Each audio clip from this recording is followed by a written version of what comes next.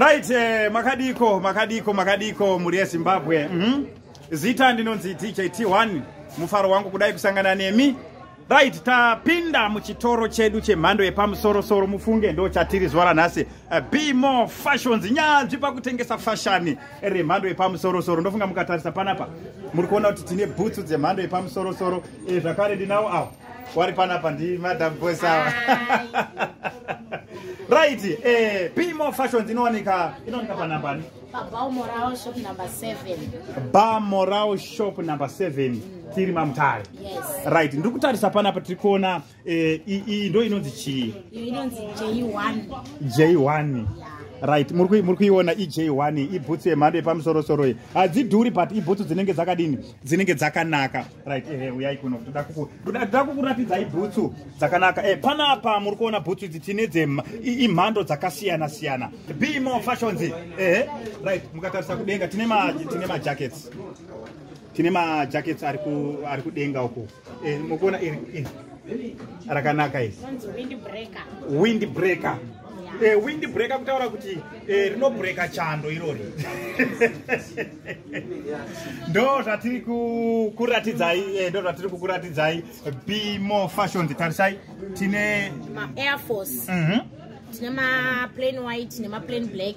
Then tine ma J1, tine ma Air Force high cut. Then tine ma J4. Again. Right. Formal shoes, report tine ma low cuts. Tine ma high cuts. Tine ma low cuts, tine ma high cuts. This one is a low cut. Alright. Sneaker. Is sneaker ini. Adidas. Aiwa. Ma labels. Ma labels. Tukunyatsa kuona kuti aiwa muri kumhanya ne ma labels. Right, tinotenda kure cameraman itai muchitiona kuno. Itai muchitiona toda kuti vanhu vaite vachiona kuti right tirimo mo Be more fashions. Right, tine chi panapa. Panapa tine ma leather jackets. Right, tine sweater. Tine ma track suits. Right, yeah. Aiwa. Ma track suits manyama. Tine ma hats. Right. Monarchs. Ma blankets arimo zvakare. Tine ma monarch, tine ma blankets, tine zvinhu zvakasiyana. Tine ma jeans. Makoma jeans edu akamira sei tiri panapa. Jeans edu tine ma ripped jeans, tine ma plain jeans.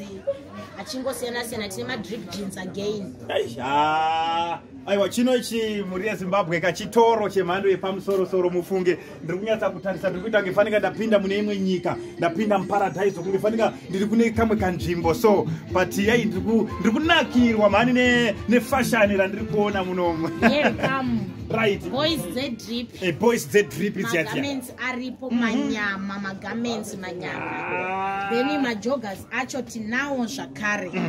Tine boots tinenge tichikumechanisira muchipfeka ma labels akafanana. Okay. Ukatora garment re boots unotora ne jogger racho re boots. Ukatora garment re Celtics unotora ne garment racho ne jogger racho re Celtics. Okay. Then zvakare tine ma shorts acho zvakare. Right, ndo atiri kuona ari panapa. Right. Tine naked hufu, tine boots, tine Lakers, tine Amiri, tine Celtics. Madam wacho wanonyatsa kukuudza izvese. Tine chakati. Anenge achigocha achipisa ari mufashion. Ndenge ndiri kumbotaurira vanhu chivaudza kuti rizonzi fashion ratanga kupinda rinotangira nepanapa. Garments edu tine ma labels akasiyana. Tine Gucci, tine Chicago Bulls, tine Rudy, tine Drew, tine Debit Galali, tine Northern Face, okay. Tine Balenciaga, tine Moschino. Yeah. Tine Focus. Tine Naked Hufu zvakare.